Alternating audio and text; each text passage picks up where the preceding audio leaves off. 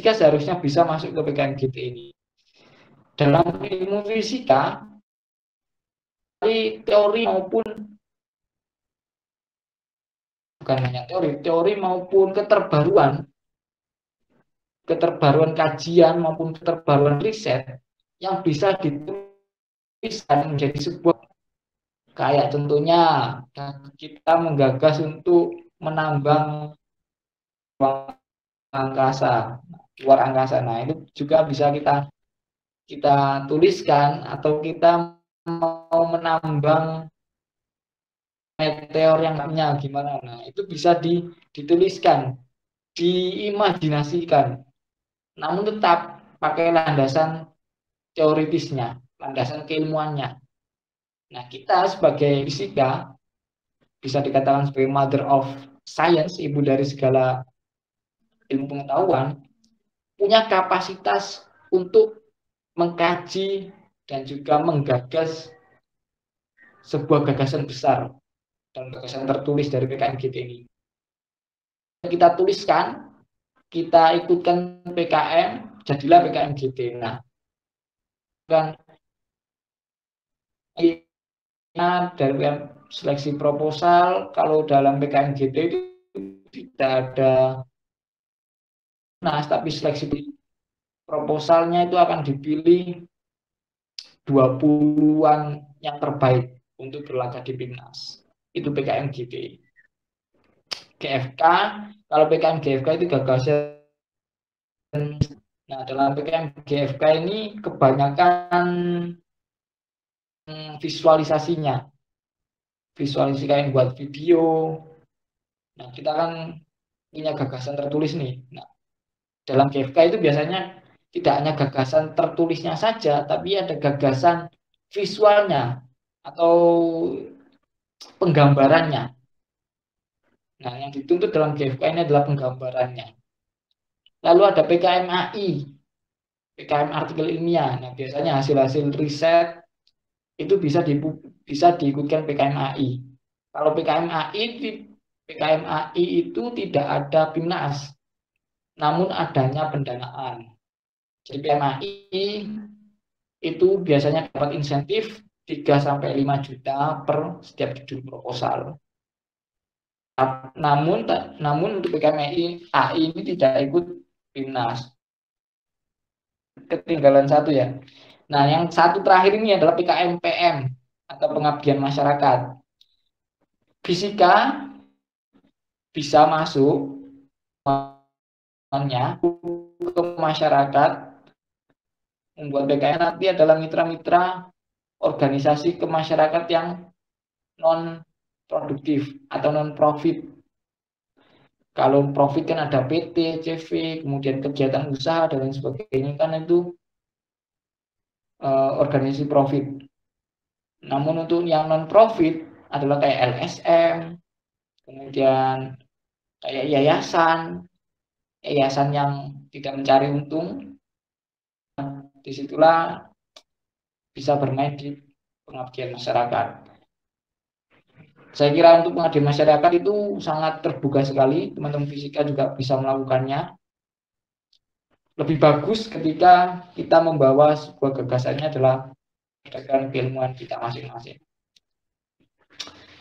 Nah, di sini fisika juga ada beberapa organnya untuk mendukung untuk teman-teman membangunnya masing-masing. Dengan didampingi PKM Center jurusan, teman-teman bisa bergabung atau mengenal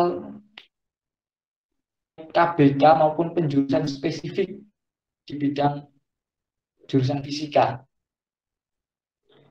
Nah, yang seperti tadi yang saya sampaikan, ada KBK kalau dalam fisika murni itu ada material, fonlin, ada geofisika dan astronomi. Nah, itu masuk ke KBK penjurusan spesifik. Di sini nanti ada dosen-dosennya juga. KBK fisika material ada siapa aja, apa saja. Geofisika dan juga astronomi ada siapa saja.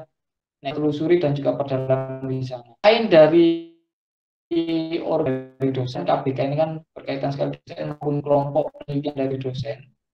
Ada juga organisasi pengembangannya, organisasi perkumpulan mahasiswa yang memang hobi atau bidang-bidang tertentu. Di fisika sendiri ada 2, masih KBK dulu ya. Nah, dalam KBK ini fisika ada 3. Ada KBK fisika material. Nah, ini tentang penelitian material-material maju. Biasanya material untuk sel surya, material untuk termoelektrik, material untuk bahan-bahan super lainnya kayak bahan karbon atau grafen atau turunnya karbon itu bisa lebih kuat daripada baja. Kayak ada nanotube, pasti kalian pernah kenal, ada material namanya nanotube. Nah, itu adalah yang dikembangkan dalam fisika material. Salah satu contohnya. Ada material baterai yang sekarang lagi boomingnya mengenai baterai. Nah, itu juga diteliti dalam KBK fisika material. Setelah itu ada KBK elektronika industri, komputasi dan teori, dan juga instrumentasinya. Ini biasanya adalah KBK yang dulu sebenarnya jadi 2, ada KBK Elin dan juga ada komputasi teori. Namun saat ini digabung jadi satu kesatuan yang sinergi. Nah, di elektronika industri ini nanti banyak belajar mengenai komputasi, sebuah rancang teknologi yang terkontrol, biasanya pakai mikrokontrol, biasanya pakai microchip, yang kemudian di dalam mikrokontrol atau microchip itu ditanamkan sebuah algoritma. Kayak kita kan membuat sebuah alat. Nah, alat itu kan perlu algoritma, perlu sebuah tahapan-tahapan bekerja. Nah, dalam algoritma itu diterapkannya itu menggunakan teori fisika. Kayak ketika kita menggunakan sensor apa gitu, sensor suhu atau sensor kamera. Nah, dalam perhitungannya agar jadi aplikatif itu menggunakan pendekatannya adalah teori fisika. Disitulah ada teori fisika yang masuk mengelola sumber data. Nah, dari sumber data itu dikelola menggunakan rumus-rumus fisika dan lain sebagainya sehingga dapat output berupa sebuah gerakan atau sebuah aktuator atau sebuah pengingat dan lain sebagainya itu sehingga dapat dimanfaatkan masyarakat secara langsung. Kemudian ada geofisika dan astronomi. Geofisika ini adalah ilmu kebumian. Biasanya yang bermain di sini adalah kayak pemetaan tanah, pemetaan air, kemudian pemetaan sumber daya energi. Kalau minyak kan biasanya kita cari minyak harus divisualkan ke bawah dulu. Yang cari tahu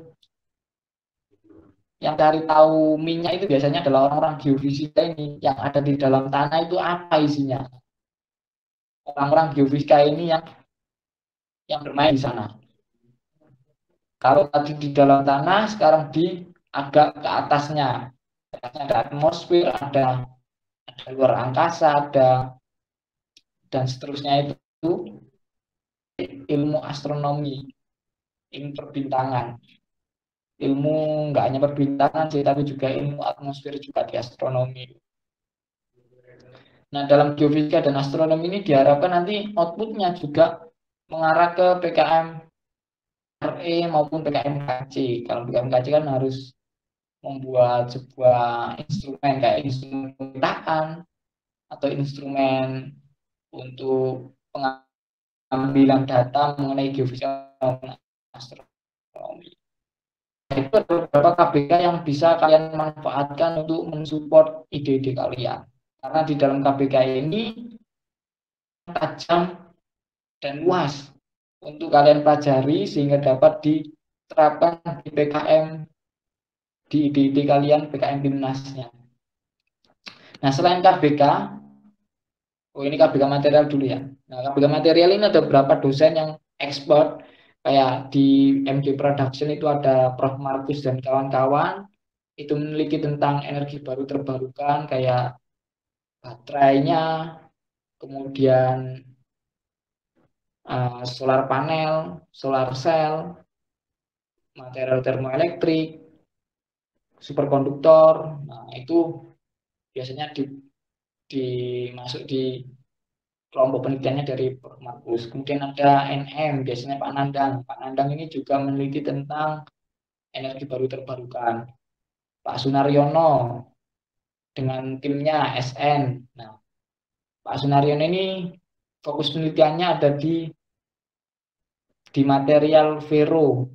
Material ferro itu material yang tentang besi-besian. Nah, itu pemanfaatnya bisa luas. Bisa untuk medis, bisa untuk material anti radar, bisa untuk energi baru terbarukan juga. Sama dengan Pak Sunaryono, Pak Ahmad Taufik juga fokus penelitiannya ada di bidang perbesian kayak viru-viruan. Nah, itu di Pak Sunaryono dan Pak Ahmad Taufik. Di situ ada material anti radar, material untuk membawa obat, material banyak sekali tentang FE3O4 dan kawan-kawannya itu, keluarga besar.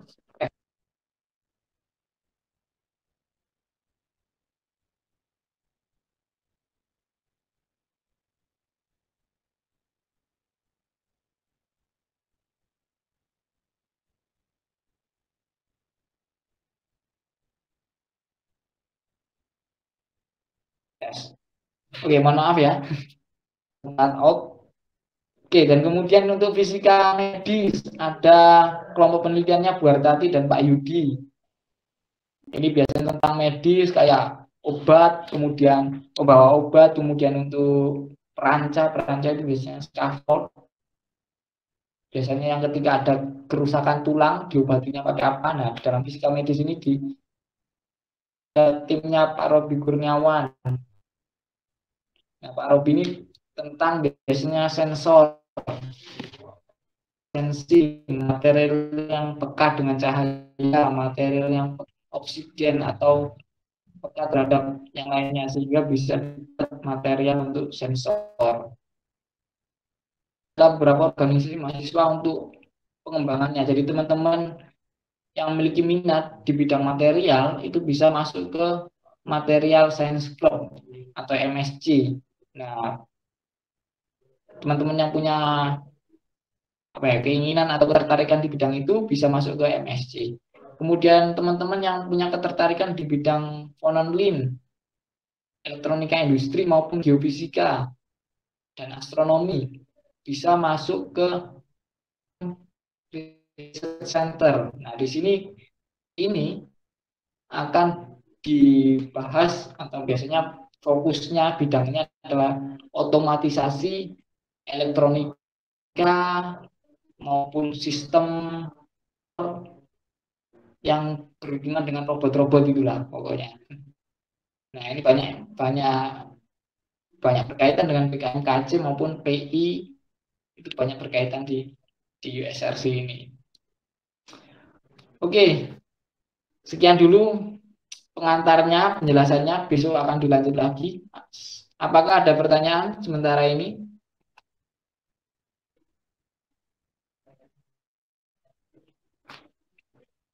Dari teman-teman, apakah ada pertanyaan?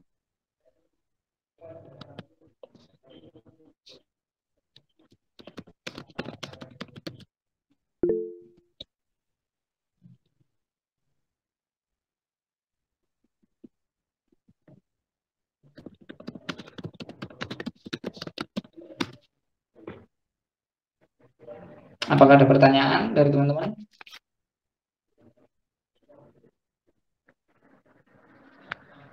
Kepada Mas Chandra dipersilakan untuk Assalamualaikum warahmatullahi wabarakatuh. Waalaikumsalam. Kak, izin bertanya, jikalau ada memiliki ide tentang energi terbarukan seperti eh, listrik, jadi energi listrik yang terbarukan itu masuk ke PKM yang mana ya Pak? Kayak apa RE atau Karsa Cipta? Saya bingungnya di bagian itu. Jadi pengelompok memilihnya itu membagi bidangnya itu nggak tahu. Jadi antara RE atau KC itu kurang paham Mas ya. Oke. Oke, itu nanti orientasinya ke apa yang kamu hasil akhir apa yang ingin kamu capai. Jadi hasil produk, hasil idenya yang ingin kamu dapatkan itu apa?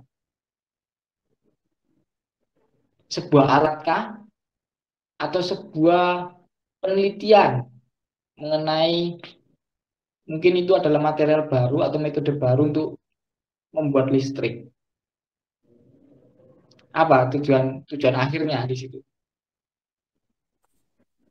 Tujuan akhirnya membuat alat sepertinya Kak. Soalnya kan ingin ke kedepannya itu ingin ke pembangkit listriknya. Jadi pembangkit listrik yang terbarukan gitu Kak. Nah, pembangkit listrik apa ini? Energi yang di energi yang dikonversi itu dari apa? Asam. Asam. Iya Kak. Asam. Iya. Oke. Nah, detailnya gimana itu?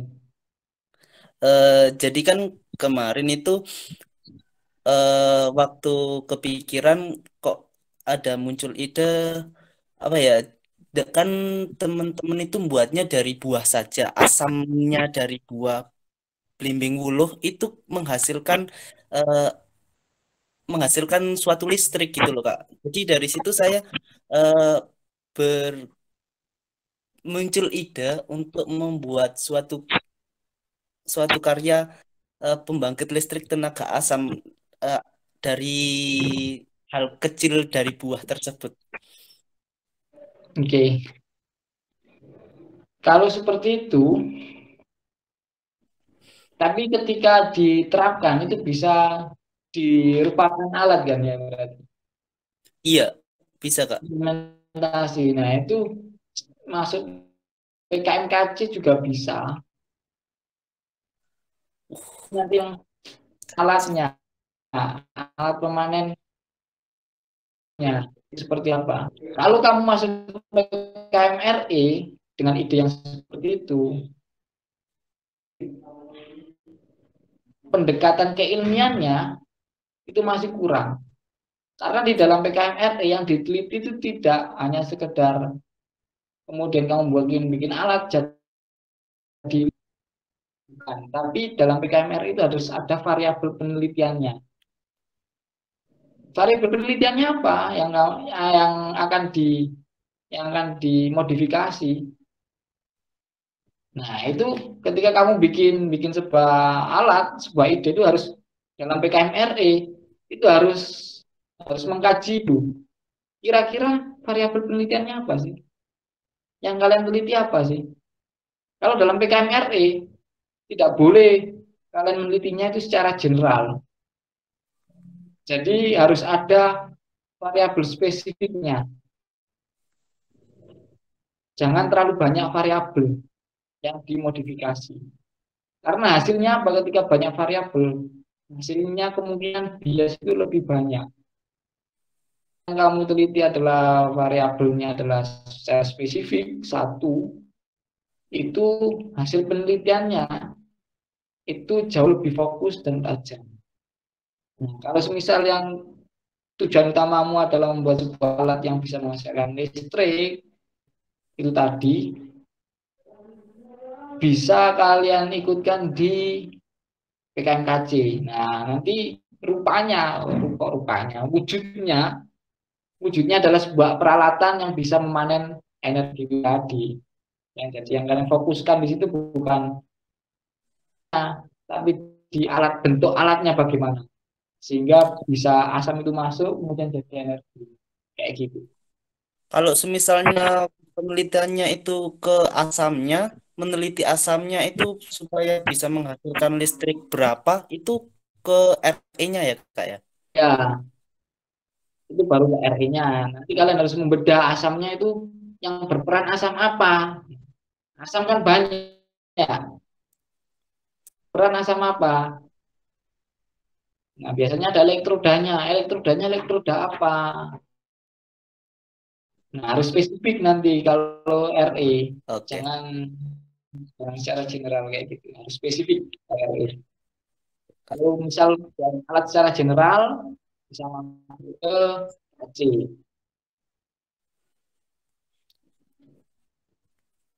Ada Oke, tambahan? Kak, terima kasih. Oke, selanjutnya pertanyaan lain ada?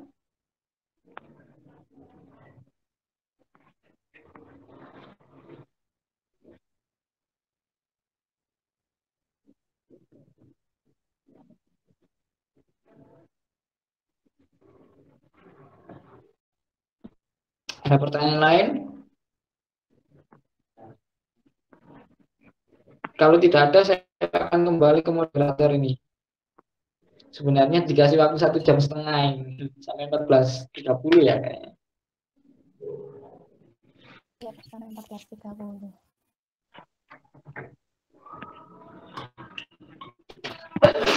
Oke, ada pertanyaan lain? Atau langsung Bang moderator aja yang memandu? Oke, saya serahkan ke moderator.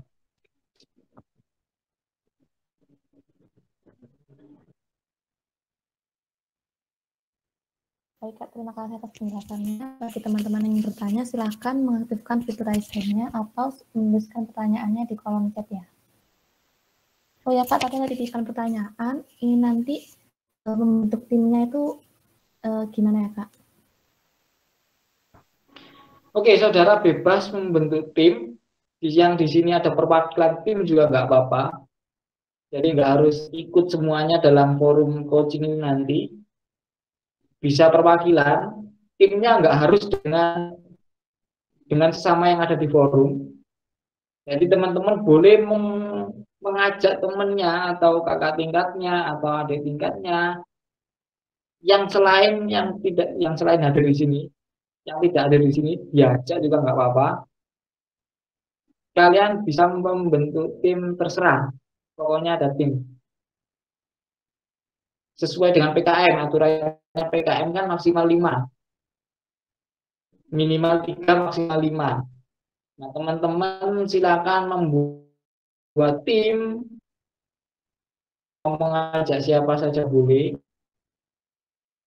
karena peserta di dalam coaching ini juga boleh, temannya yang tidak ikut coaching ini juga boleh, silakan. Nanti bisa kalian atur sendiri seperti itu, bebas. Baik, Kak, terima kasih. Kepada teman-teman, apakah ada yang bertanya? Untuk mengaktifkan fitur raise hand-nya, untuk mengaktifkan mikrofonnya. Kak, tunggu tanya. Untuk timnya itu kan saya kemarin itu susah banget untuk sesuai dengan uh, uh, pemaparan materi dari Kak Robi kemarin. Itu kan timnya sesuai dengan masing-masing. Nah, ini kayak butuh dari fakultas teknik gitu loh, Kak. Anak teknik bagaimana caranya untuk mencari tim supaya bisa seimbang, kayak kan katanya Kak Robi harus beda angkatan, beda Ya. beda apa fakultas dan lain sebagainya. Itu kemarin itu membingungkan itu untuk mencari timnya bagaimana solusinya. Karena kan kita Ya, generasi online. gampang. Saya kasih tipsnya ya. Teman-teman cari aja info sosialisasi sosialisasi PKM atau PIMNAS dari Fakultas Teknik. Mungkin ada infonya, biasanya kan pasti ada poster-posternya gitu kan. Ada info, di sini akan ada PKM untuk fakultas apa, untuk jurusan apa. Nah, kalian ikut aja join di dalam situ. Untuk mendengarkan aja, tapi nama-nama orangnya yang bisa saya ajak. Artinya ketika orang-orang itu masuk join forum kayak gitu kan dia punya interest atau ketertarikan dengan PKM. Kan bisa bisa cari mana aja nih orang-orang yang punya ketertarikan yang sama dengan PKM. Dari situ bisa kalian hubungi, bisa di chatting atau di DM atau dihubungi, tanya-tanya. Nah, nanti bisa buat tim dari situ. Banyak cara lah untuk cari-cari tim. Masuk ke fakultas teknik kan bisa dari forum-forum online kayak kayak ada seminar, ada forum sosialisasi. Kayak gini kan forum coaching. Kayak di forumnya Mas Robi kemarin kan juga itu kan forum sosialisasi. Nah, di situ kalian bisa join ketika fakultas teknik bisa ada sosialisasi itu kalian bisa join. Jadi sambil nyari-nyari tim kayak gitu. Itu sih tipsnya biar kalian kenal lain. Paham kan ya? Paham Kak, paham.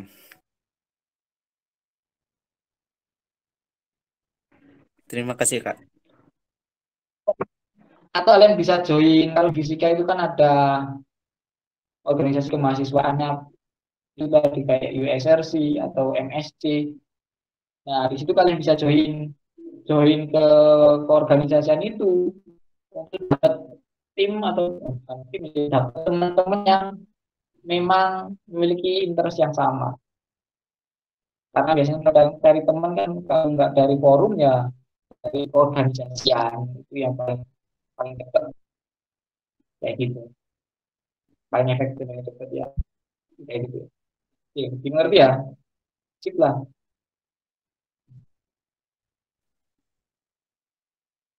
Oke, saya kembalikan lagi ke moderator. Baik, terima kasih. Apakah ada yang menanyakan lagi, teman-teman?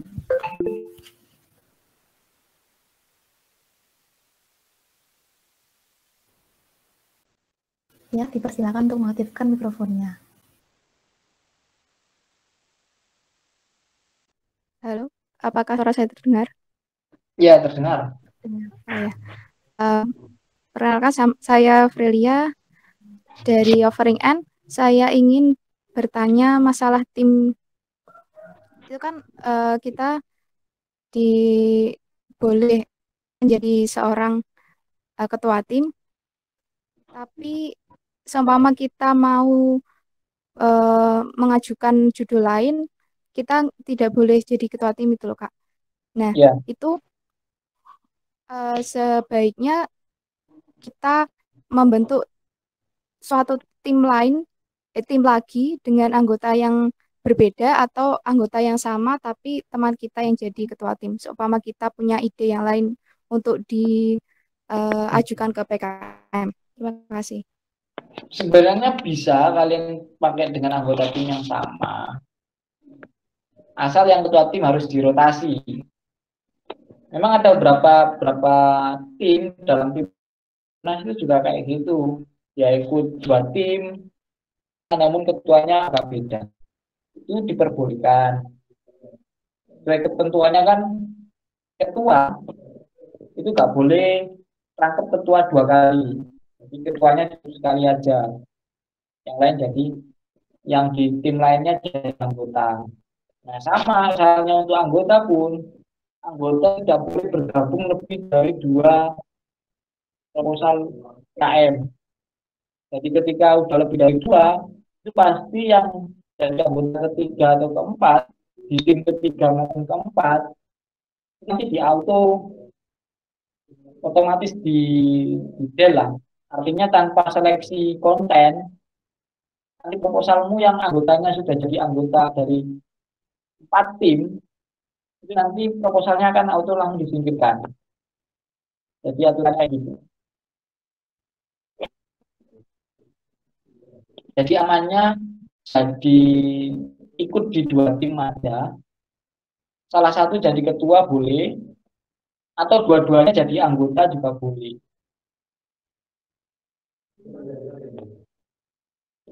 Begitu. Mengerti ya? Siap Kak, mengerti. Terima kasih Kak.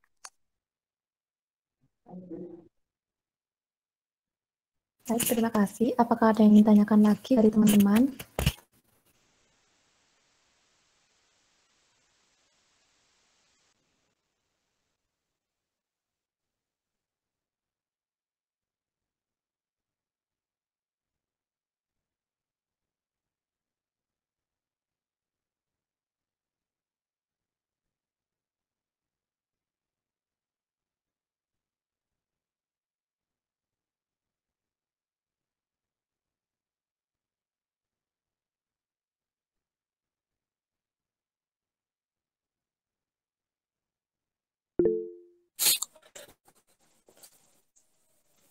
Ya, kepada Muhammad Chandra dipersilakan untuk mengaktifkan mikrofonnya. Kak, mohon maaf ya banyak tanya. Eh, izin bertanya itu kalau Mas PKMBM pengabdian masyarakat, apakah itu harus eh, mahasiswa yang setelah KKN saja ataukah kita yang baru semester 3 atau 4 itu boleh mengikuti PKMBM tersebut atau bagaimana? Soalnya kemarin dibingungkannya yang pengabdian masyarakat dan itu bentuknya dalam bentuk laporan bagaimana eh, karyanya itu dalam bentuk bagaimana gitu Kak. Oke, untuk PM bebas, nggak harus pakai. Jadi semua yang berstatus mahasiswa itu boleh mengikuti semua PKM-nya, boleh kan. Yang nggak boleh itu calon maba sama jadi nggak ada ketentuan harus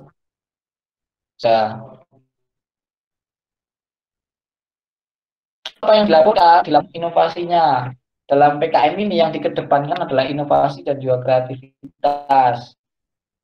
Masuk di pengabdian masyarakat maka harus ada inti program yang program ini bisa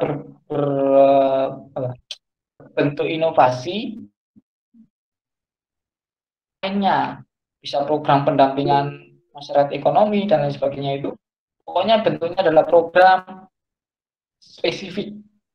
Nah, dari program spesifik ini adalah ketercapaiannya. Kalian sudah ngapain aja dalam melaksanakan program spesifik ini. Spesifik ini kemudian diukur dampaknya. Nanti kalian bahas kajiannya, bahas dampak dari masyarakat ini sejauh apa kepada masyarakat. Punya proyek ini nanti kayak yang telah dampaknya ke masyarakat itu seperti apa, nah, dan juga di laporan akhir maupun laporan kemajuannya.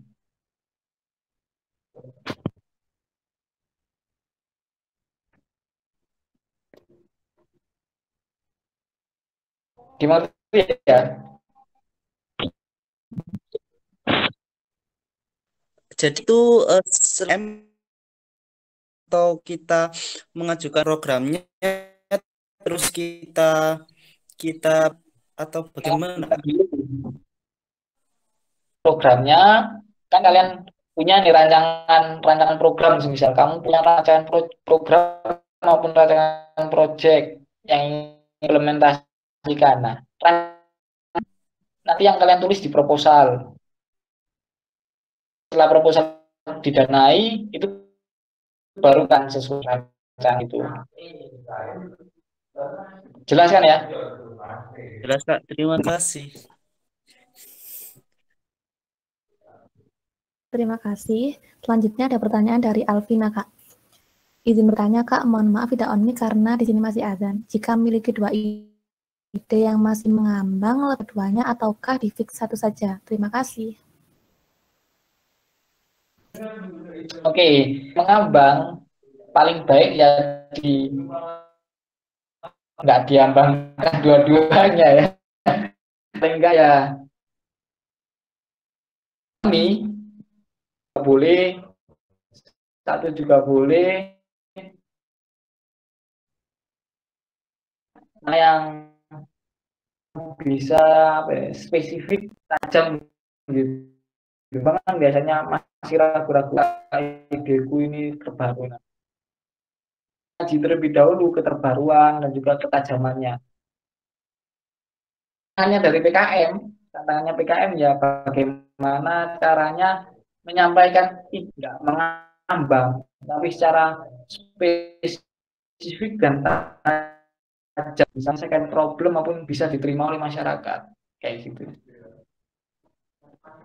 Tantangannya PKM justru di situ, bagaimana caranya membuat ide mengambang itu bisa fix dan juga bisa dipahami oleh banyak orang. Iya ya. Kapina, apakah ada feedback? Terima kasih, Kak. Oke, sama-sama. Baik, karena waktu sudah menunjukkan pukul 14.34, maka pembinaan siang hari ini dapat kita akhiri. Terima kasih Kak atas penjelasannya. Ya, oh iya, dari HMJ tolong dibuatkan itu ya, angket ya. Isinya apa ya Kak? Data peserta yang ini sama yang berminat di Timnas. Nanti ya teman yang punya minat di PKM ke grup. Baik Kak.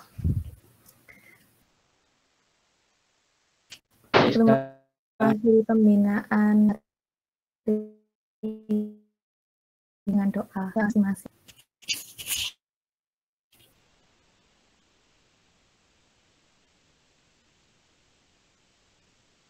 Doa selesai karena pembinaan ilustrator. Minta maaf jika ada kesalahan dalam memandu pembinaan dan semoga materi yang telah disampaikan tadi bisa bermanfaat bagi kita semua. Sebelumnya saya ingatkan pada peserta untuk mengisi presensi pada yang diberikan.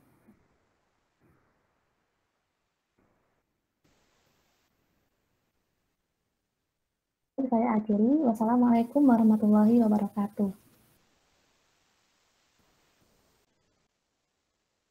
Terima kasih ya Kak.